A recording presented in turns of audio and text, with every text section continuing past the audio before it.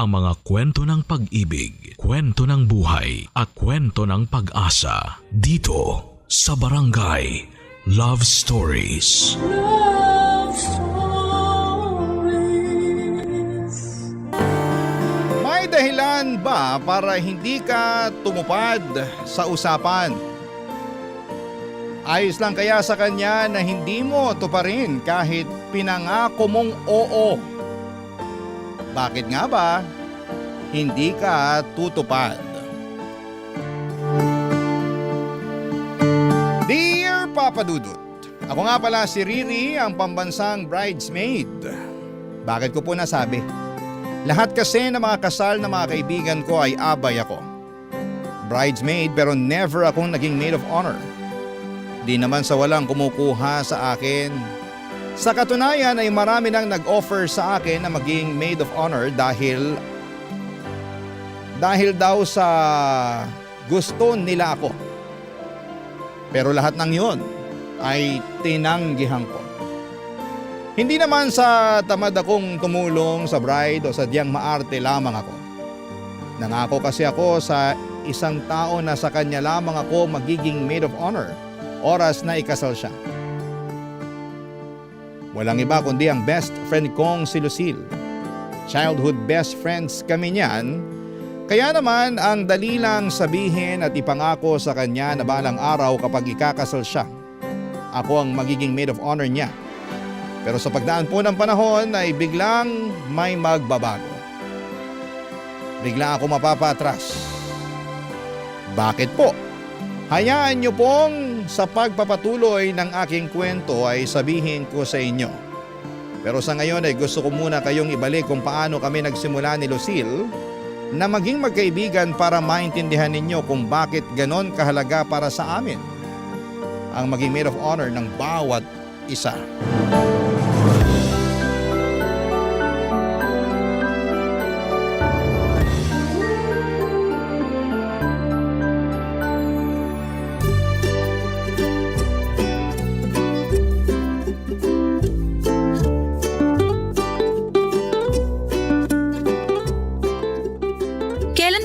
Kakasal.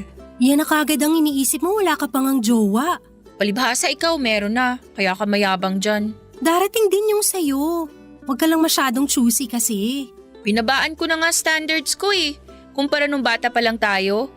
Grabe sobrang unrealistic ng listahan ng mga gusto ko sa lalaki. Naalala ko noon, sabi mo, dapat 'di ba 5'9" ang height ng magiging karelasyon mo. Ngayon basta may height pwede na. Dati rin sabi mo, kailangan may sasakyan na magiging jowa mo. Ngayon kahit lakad lang kasama siya masaya na ako. O kaya hatid niya ako sa paradahan ng tricycle. Gusto mo rin dapat maporma, yung laging sunod sa uso ang damit. Pero ngayon kahit ano na ang damit niya basta malinis at mabango siya. Good hygiene is a must. Dati sabi mo kapag… Alam mo girl, ganito na lang. Basta humihingang lalaki, okay na ako. Darating din yan. Sana nga. Basta yung usapan natin, kapag ikakasal tayo, magiging maid of honor natin ang isa't isa. Ay, Oh, bakit na naman? makapag maid of honor ka pa kaya sa akin? Kalma, oo naman.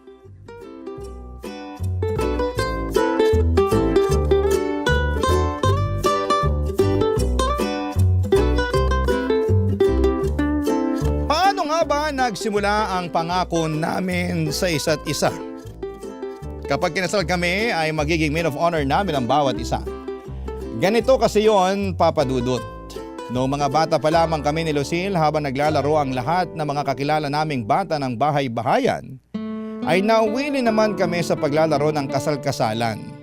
Kahit kaming dalawa lamang at ang groom namin. Yung malalaking stuffed toy po ni Lucille yun. Lalagyan lang namin ng ribbon ang leeg na mga yon at kunwari ay groom na namin sila. Kami naman ay maglalagay kami ng punda ng unan sa ulo para kunwari yun ang belo namin. May bestida din kaming mahaba na tinatakas namin sa tukador ng nanay ni Lucille kapag umaalis ito para kunwari ay iyon ang gown namin. Yung heels naman ay galing sa ate kong nagtatrabaho sa bangko. Yun ang sinusuot namin para makapag-practice na kami kung paano maglakad sa aisle. ng naka-heels dahil alam naming kailangan naming isuot yon kapag ikakasal kami. Madalas yung bulaklak na peke sa flower vase namin ang kinukuha ko para gawing bouquet at ang mga pinitas na dahon ng malunggay sa kapitbahay ang ginagawa naming pantapon sa isa't isa tulad ng ginagawa ng mga flower girls.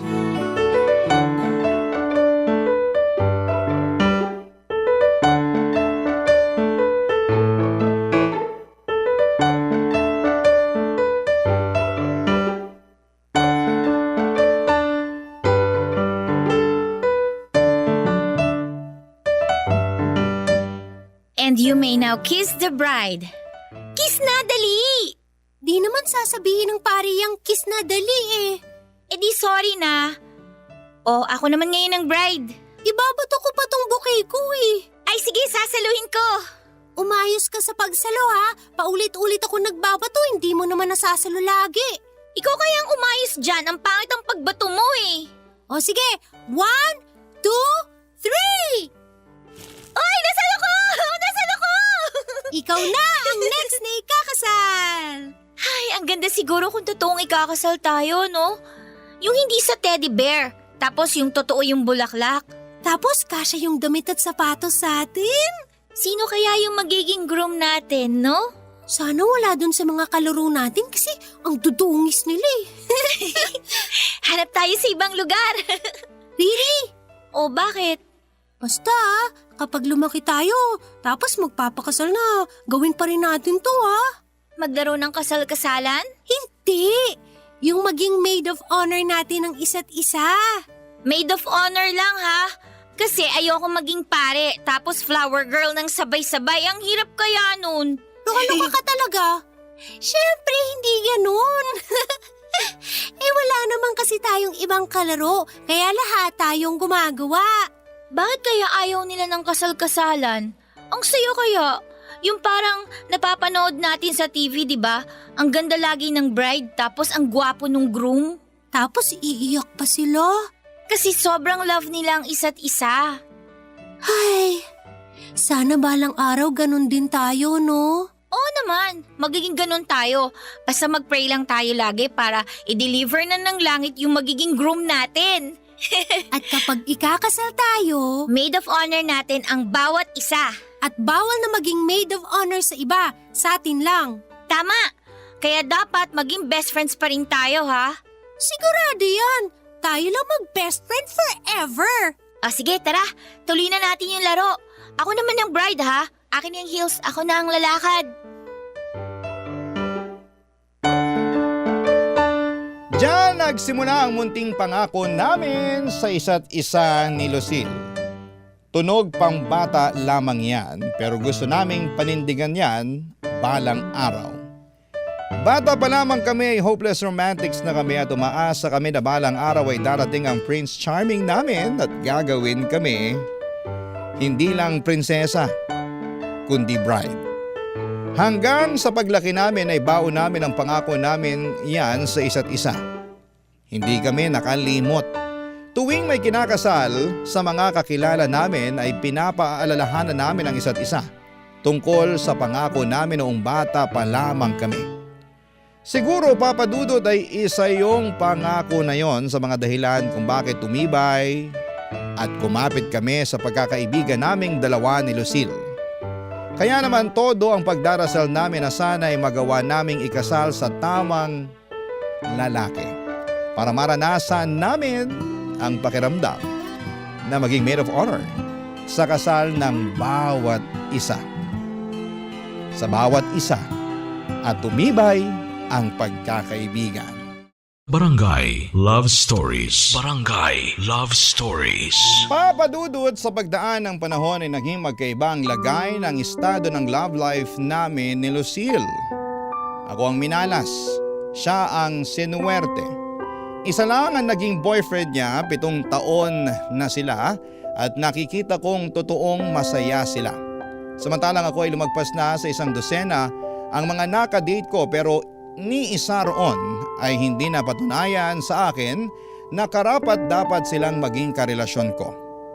Sobrang nawawala na ako ng pag-asa na mahahanap ko pa yung lalaking para sa akin. 1 taon na lang at magti-30 na ako. Kinasal na halos lahat ng mga kakilala ko at partida pa dahil mas bata pa ang mga yon kumpara sa akin. Madalas na akong tinutokso ng mga kakilala ko lalo na ng pamilya ko. Kailan daw ba sila makakarinig ng church bells? Sa una po ay sinasakyan ko lamang pero nung tumagal ay nakakaptik ko na. At kapag masyado na akong nape-pressure tungkol dito ay isa lang ang nilalapitan ko. Si Lucille, dahil alam ko na siya ang pinaka nakakaintindi ng lahat ng ito.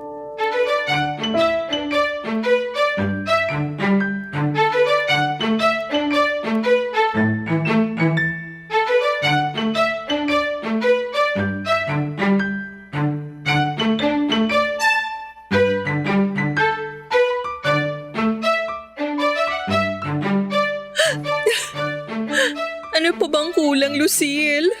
Pangit ba ako? Hindi. Mas maganda naman ako sa iba pero bakit mas nauna pa silang ikasal kesa sa akin? Yan na naman tayo eh. Ano pa bang makeup ang kailangan kong gamitin at pag-aralan para lapitan ako ng the one ko? May problema ba sa pananalita ko, sa katawan ko, sa mga paniniwala ko? Wala ka nang kailangan tanggalin, dagdagan o iwasan. Perfect ka na sa lagay mong yan. Sadyang na traffic lang yung magiging groom mo. Kapit lang, parating na yun. Siguro, need ko magpalaki ng dibdib. Madadaan kaya to sa gym? Yun lang ang afford ko eh. Mas malaki nga yung dibdib mo kaysa sa akin Ano ka ba? Mas malaki nga dibdib ko sa'yo pero sino may jowa? Tigilan mo na yan, please. Huwag mo nang palungkutin ang sarili mo. Pati ako nalulungkot na rin eh. Kailan ko may susuot yung pangarap kong gown? Paano kung isang araw di nakasya yun sa akin, di na bagay o di na uso, anong gagawin ko? Makakapagsuot pa rin ng gown. Ano ka ba? Kailan? Kung malabo na yung sinasabi mo. Tingnan mo, magti-30 na ako pero puro pantalon pa rin ang suot ko. Gusto ko na mag-heels. Gusto ko na magbelo. Gusto ko nang humawak ng bouquet at iba to tulad ng mga bata pa tayo. Gusto ko na mag-gown. Makakapag-gown ka next year. Masyado kang sigurado dyan. Mamaya hindi magkatotoo yan. Mas lalo akong sumpain. Sure ako makakapagsuot ka ng gown, promise. Paano mo nasasabi yan? Well, hindi yung gown na nasa isip mo. Hindi bridal gown ha. Pero Pero ano? ikakasal na kami ni Benedict next year! Ha? Nag-propose na siya kagabi at plano ko ikaw ang una kong pagsasabihan. Hindi ko naman nakalain na sa pagkikita natin mag-e-emote ka dyan. Sorry na. Di ko naman alam yung balita mo na yan eh. Kung inunahan mo na ako, di sana, di muna ako nagngangangawa dito. Basta nag-propose siya sa akin kagabi at syempre umawa ako. Ikaw pa lang ang pinagsasabihan ko ha dahil gusto kong tumupad sa usapan nating pangako na tayong una magsasabihan kapag may nag-propose na sa atin. Wow, Lucille! At bilang pagtupad sa susunod na pangako natin, Lucille! ihanda mo na ang katawan mo dahil kailangan sexy ka sa gown mo bilang maid of honor sa kasal ko.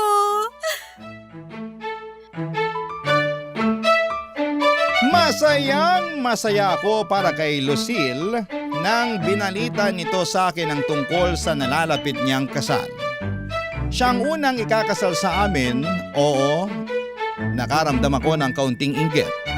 Pero mas nang ibabaw ang kasiyahan. Pero nung inopen up nito ang tungkol sa pangako kong pagiging maid of honor, para sa kanya ay bigla akong nag-alangan.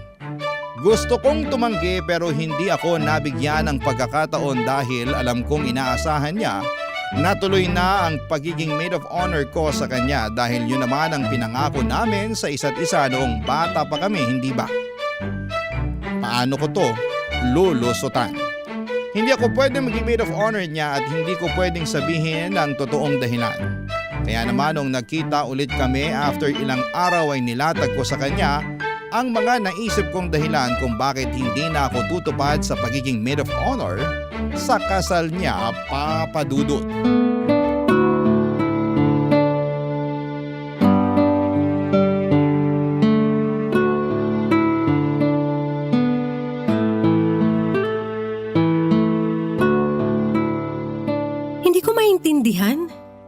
ang sulat ko?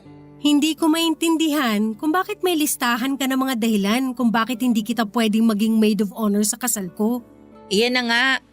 Pag may di ka naintindihang dahilan dyan, sabihin mo sa akin. I-explain ko ng mas maayos. Gets ko isa-isa, pero hindi ko mag-gets kung bakit… Siguro hindi mo maintindihan dyan yung number 4. Yung di ako pwedeng maging maid of honor mo kasi di ako pwedeng magstay ng late. Kasi ganito yan. Alam ko na pangarap mong wedding panggabi talaga. Kasi hindi ka morning person, di ba? Siyempre, isipin mo baka alas 11 na ng gabi matapos yung kasal mo. Dapat mga ganung oras tulog na ako. Riri, ano ba namang… Kung titingnan mo pa yung number 5 na rason ko, konektado dyan sa number 4 eh. Di ako pwedeng magpuyat, sabi ng doktor ko, dahil mabilis bumaba yung dugo ko. Kaya hindi ako pwedeng umattend ng night wedding mo kasi alam mo na, puyat. Riri, ano ba? Oh, ba't ka sumisigaw? Nag-i-explain lang naman ako sa'yo ah. Ano bang dapat mong i-explain? Kung bakit hindi ako pwedeng maging maid of honor mo? Labo naman ito. Ikaw ang malabo. Bakit biglang hindi ka na pwede maging maid of honor ko? Alam mo, mas malabo ka.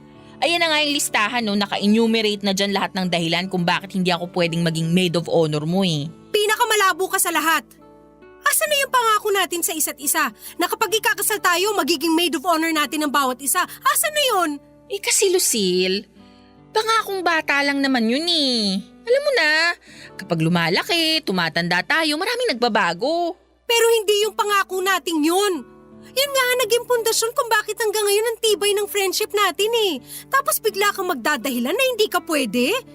At talagang gumawa ka pa ng listahan ng mga dahilan mo para makumbinsi akong huwag kang gawing maid of honor?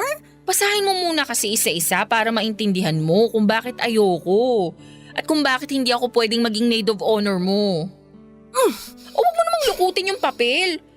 Pinaghirapan kong isulat yan eh. Bakit? Yung pagkakaibigan natin, hindi ba natin pinaghirapan yon? Konekta ba naman sa papel yung friendship natin? Pwede bang huwag kang mamiloso po dyan? Alam ko kung anong ibig kong sabihin. Lucille kasi… Walang kasi. Tumupad ka sa usapan. Hindi nga pwede. Nakita mo naman yung mga dahilan ko eh. Wala akong pakialam sa mga dahilan mo. Tumupad ka sa usapan.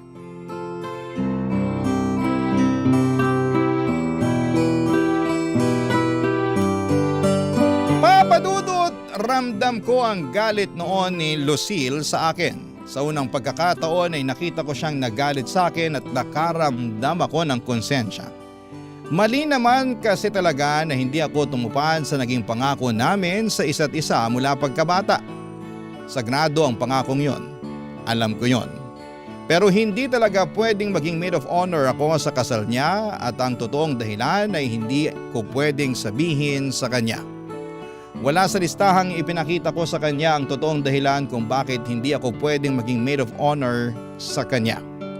Alam kong hindi niya matatanggap ang totoong dahilan.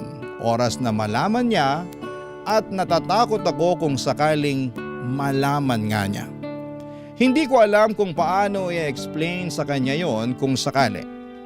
Bahala na.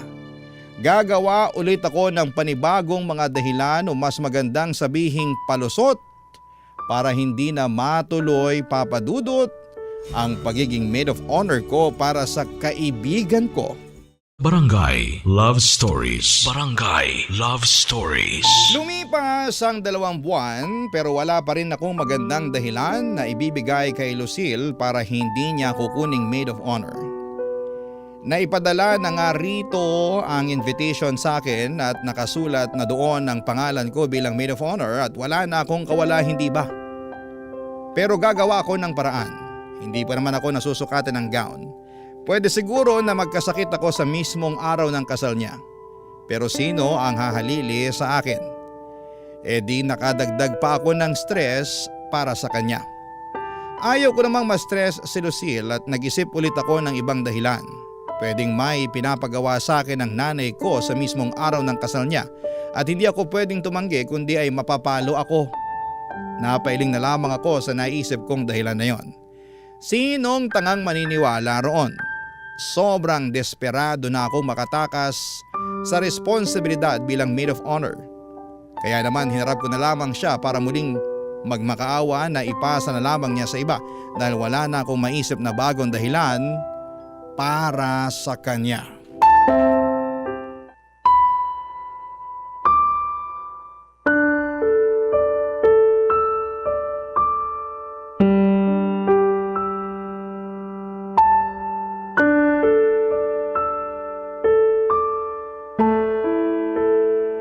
Kanina pa ako tumatawag sa'yo, hindi mo sinasagot. Busy ako. Pero nakapag-post ka ng kung ano-ano sa Facebook. Wala kang pake. Oh, bakit ganyan ka? Hindi mo alam kung bakit? Yung dahil sa pagtanggi kong maging maid of honor mo. Bakit meron pa bang iba? Lucille, hindi mo kasi maintindihan eh. Alam mo, gusto kitang maintindihan kung bakit ayaw mo pero lahat ng binigay mong rason walang sense. Anong walang sense? Grabe ka naman. Alam mong walang sense lahat ng mga pinagsasabi mong dahilan sa akin. Ngayon mo sabihin sa akin yung totoo. Bakit? Ayaw ni Mama na maging maid of honor ako sa'yo. Riri, ano ba? Lucille, kasi Nangako tayo noon 20 years ago. Kapag ikakasal tayo magiging maid of honor natin ng isa't isa. at kahit ano mangyari tutupad tayo sa usapan. O bakit ngayon hindi ka tutupad? Lucille, ang hirap sabihin eh. Mas mahirap pa kaysa sa panindigan ng pagkakaibigan natin? Hindi naman sa ganun. Sa ayaw at sa gusto mo, tutupad ka sa usapan. Kasi ako kahit ano pang mangyari sisiguraduhin kong magiging maid of honor mo ako sa kasal mo. At paano ka nakakasigurong ikakasal pa ako? Kasi pinagdarasal ko yan gabi-gabi. Ipinagdarasal ko na sana makilala mo na siya para hindi ka na umiiyak. Hindi ka na malungkot. Hindi ako naging maramot sa'yo sa dasal, Riri. At sana naman sa pinakamasayang araw ng buhay ko, hindi ka rin maging maramot sa pagtupad ng pangako mo.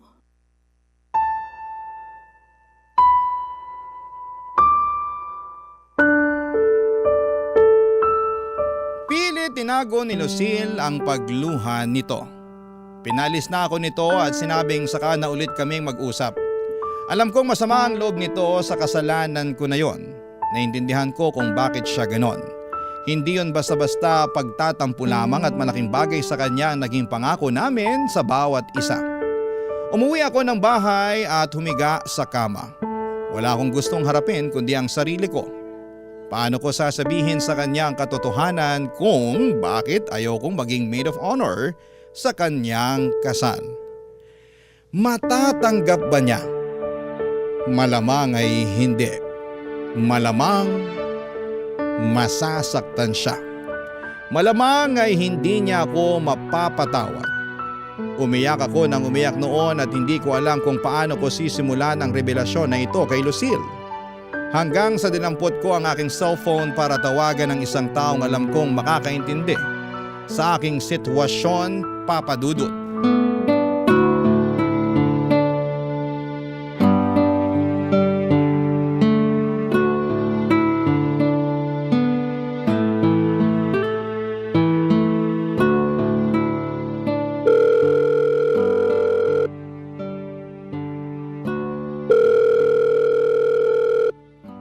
Hello? Hello, Benedict. Oh, Riri, bakit? Paano? Anong paano? Paano ko makukumbinsi si Lucille na wag akong gawing maid of honor niya? Hindi pa rin ba niya kinakagat lahat ng mga sinabi mo? Hindi eh.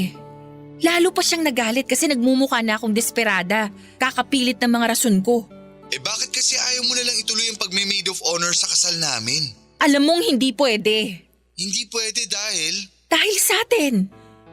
Ay… Di naman niya malalaman ang tungkol sa atin, Riri, kung di tayo magsasalita. Di mo kasi maintindihan eh. Naiintindihan ko. Nakokonsensya ka dahil sa nangyari sa ating dalawa pero isang beses lang yun. Lasing ka nun at lalaki ako. Kaya nag-take advantage ka sa pagiging lasing at marupo ko? Kaya tinanggal mo ang damit ko't gumawa ka ng paraan para may mangyari sa ating dalawa? Akala ko kasi gusto mo rin eh. Gusto ko yon? Benedict, lasing ako nun. Wala akong laban sa'yo. Tapos na yun. Nakokonsensya rin naman ako eh. Di na yun mauulit pa. Alam nating pareho yun. Oo, hindi na mauulit yon. Pero paulit-ulit na naglalaro sa utak ko ang gabing yon. Nagtaksil tayong pareho kay Lucille. Anong balak mong gawin? Magsusumbong ka ba sa kanya? Sige, gawin mo yan para kamuhian ka niya. Bakit ako lang? Ikaw nga tong may kasalanan ng lahat eh. Pero ikaw ang best friend niya. Kilala mo si Lucille. Mas may tiwala pa siya sa'yo kaysa sa magulang niya. Oras na sabihin mo sa kanya ang nangyari sa atin. Sa tingin mo ba mapapatawad ka pa niya? Pakahayop mo talaga. Sinasabi ko lang kung ano ang dapat mong asahan. Isang araw lang na magme-maid of honor ka. isang araw na pagpapanggap. Ano bang mahirap gawin dun? Next year pa naman yun eh. May oras pa para mabawasan yung nararamdaman mong konsensya. Oo, next year pa yon. Pero sa tingin mo, magkakasya pa ako sa gown na isusuot ko? Eh di huwag ka magpataba. Buntis ako, Benedict! At ikaw ang ama!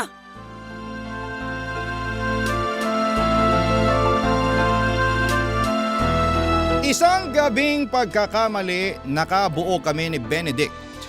Ito ang totoong dahilan kung bakit ayokong maging parte ng kasal ni Lucille dahil hindi ko alam kung paano ko kakayaning maglakad papunta sa altar habang bitbit ang isang sekreto na alam kong dudurog sa kanya.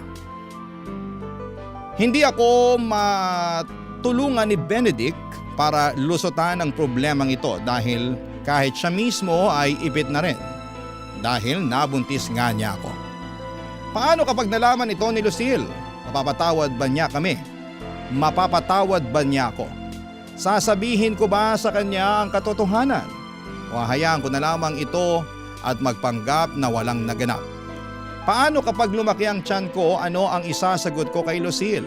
Kapag tinanong nito kung sino ang ama ng anak ko, maituturo ko ba si Benedict? Gusto ko nang mabaliw dahil sa dami ng katanungan sa isipan ko pero isa lang ang alam kong kailangan kong sagutin sa ngayon.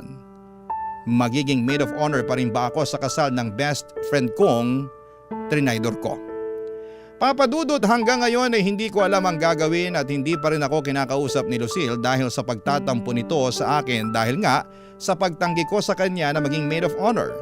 Alam kong malaking bagay ang pagtupad ko sa pangako ko sa kanya. Noong bata pa lamang kami pero malaking bagay din ang nararamdaman kong konsensya. At alam kong baka ito ang maging dahilan para mas lalo kong hindi magampanan ng maayos ang pagiging maid of honor ko sa kanya. Sana po ay magawa ninyong matulungan ako kung ano nga ba ang dapat kong gawin sa problema kong ito. Maraming salamat po sa pagbasa at pag-unawa. Ako ang inyong kapuso at kabarangay forever, Riri. Ano ang masasabi mo sa ating Barangay Love Stories today? Aabangan namin yan sa aming comment section.